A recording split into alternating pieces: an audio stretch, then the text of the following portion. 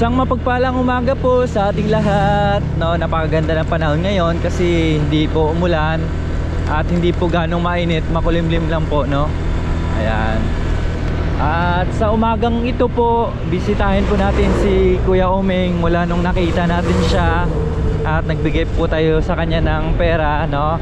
At kinabukasan, binalikan po ni Madam Lori, nagbigay po ng bigas at grocery.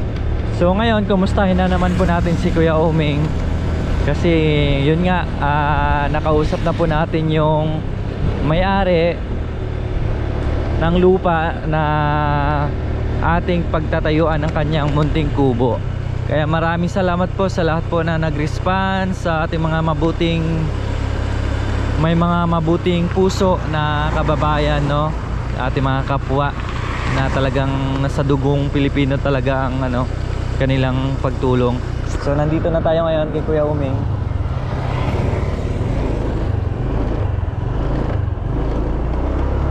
Ayan, bumalik lang po tayo kasi nagbabaking. So nakikita ko pa lang po, malayo pa lang, umuusok na po yung kanyang kubo. So ito naman si Kuya Oming, no, kahit hindi gano'n nakakapagsalita, nakikinig, no? Kasi sabi ko wag mo nang umalis kasi bibisita tayo. So ayan, nandito na po tayo.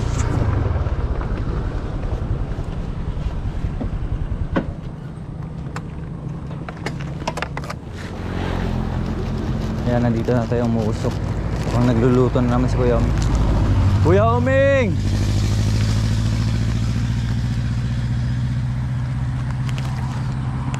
Magandang umaga po. Umalis po ba kayo? Kahapon? Nag-iigib po kayo. So ito po, kailangan mo to pang pang paringas. Yan.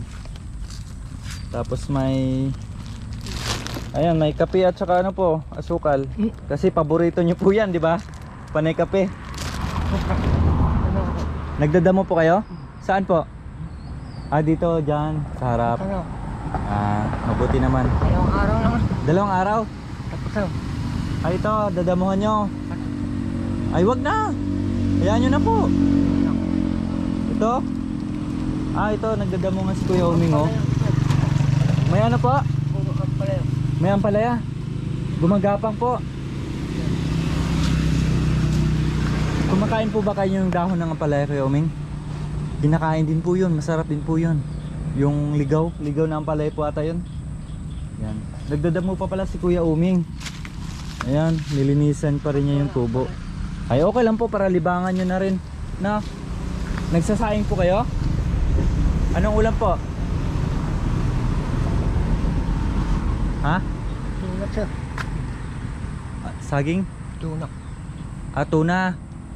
Yung dilata. Sige nga po. Diyan tayo sa loob. Ayan, buti na lang di umalis si Kuya Oming, nakikinig. Ano po yan? Kape, sir. Kape. Kanin? Kape, tubig. Kape na naman. Ito si Kuya Oming, parang nasa bundok talaga, panay kape. Wala po kayong kanin? Kakain pa. Magsasaing pa kayo. Ito, may dadala po akong ulam, Kuya Oming, ha? Yan. Ito yung ulam namin, yan din po yung pinag-almusal namin kanina. Dinala ko lang po. Ayan. Yan, nagkakapis Kuya Oming. Binigyan, sir. Tapos, wow! Pampaiwas dengue, iwas usok. Kapsik na. Binigay po sa inyo? Okay. Kung basta konti-konti lang po Kuya Oming, na. Kasi mahirap na pong magkasakit. Ang dami na ambal. Nagdadamo po kayo? Dalawang araw na po. Tapusin ko, dalawang araw Tapos na. Yung itlog ng manok nandyan pa rin po? Dalawa. Paano nang itlog yan? Wala namang partner yan. Yung pagkuha niya siguro. Binigyan itlog. May dalang itlog na maganda. Binigyan isang itlog na. Binigay din po sa inyo. Doon po sa pinaggawaan nyo ng bahay, kulungan ng manok. Yan si Kuya Oming. Soon ay may pang mangyayari dito kay Kuya Oming. Titingnan natin. Nung nabalitaan nyo Kuya Oming na lilipat, gagawa kayo ng kubo, masaya naman kayo? Ha? Masaya naman. Siyempre dito 'di ba ano, kumbaga nagtitiis lang kayo kasi wala namang pera pambili ng yero. Kung meron man, pambili na lang pagkain po, no? Ayan si Kuya Uming.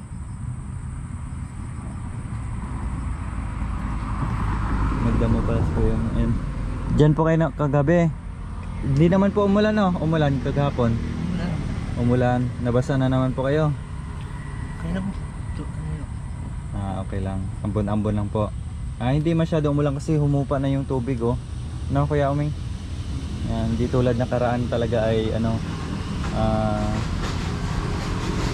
malakas palaging umulan. So sabi ng mga Chocolate Boys, itong August ay madalas na naman ang malakas na pagulan. Yun yung kasanayan nila eh. So titingnan natin, tamang tama po kung mapaayos itong kubo ni Kuya Uming, no, para hindi naman po siya mabasa. At saka medyo taasan po natin kasi si Kuya Uming nga po is matangkad. O tayo nga lang po, abot na dito yung ano, yung rapal. Lalo na si Kuya Uming, kumukuba na siya, no? Kaya kailangan natin medyo taasan para pagpasok niya sa loob ng bahay is may distance pa, tsaka di masyadong mainit. So ayan. Kape na po, di pa mainit yung kape nyo? Kape, di pa mainit? Kape na kayo. Ito inulam nyo siguro kanina, noodles. Para may pangsabaw po, no? Ayan, okay lang po yan. Ito may posporo o may lighter din po para ano, para hindi ka mahirapan magparingas, no? Ayan. So mamaya Kuya Uming, huwag po kayong umalis, ha, kasi pupunta si ate, no? Ganun po mga ka-MJ kapag pupunta po si Madam Lori dito.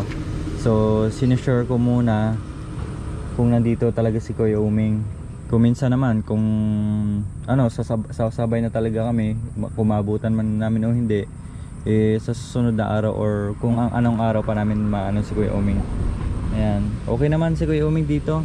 Ayan, ano naman siya, tahimik naman yung buhay niya dito, no?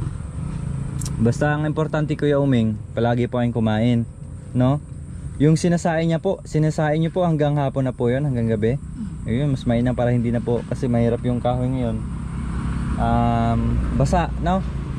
Kaya ano lang po yung pangisahan na ba? Oh, kumusta po Kuya Uming? Okay lang, malakas naman po. Palagi naglalakad si Kuya Uming, nag-walking. Dapat ano po, exercise din ba? Ganon-ganon nyo po yung kamay nyo, no? Yan. Hindi pa po kayo nasubukan nakitanim ng palay dito? Hindi pa. Ano lang, yung nagdadamo lang po kayo. Tapos gawa ng kulungan ng manok. Ano pa po yung ginagawa nyo? Bukod doon po, ano pa po pinapagawa sa inyo? Wala lang. Yun lang, madalas nagdadamo.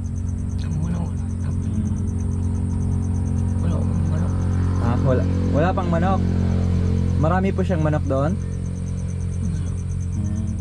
Bakit? Buti na lang hindi sinabi na dito ka na lang tumira. Ano pangalan nun? Si Mark? Ay, anong pangalan po nun? Dennis, ha? Dennis? Buti hindi sinabi ni Sir Dennis na doon ka na tumira.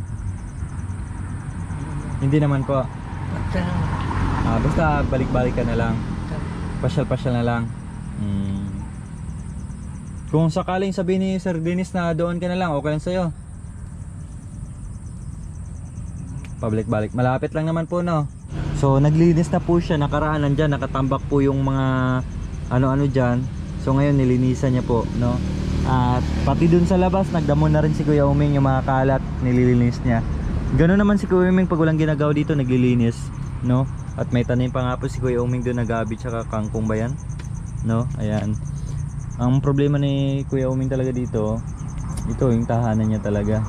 Pero dumidiskarte si Kuya Uming. Pero hayaan natin, may awang Panginoon. At baka ito na yung umpisa sa pagbabago sa buhay ni Kuya Uming, no?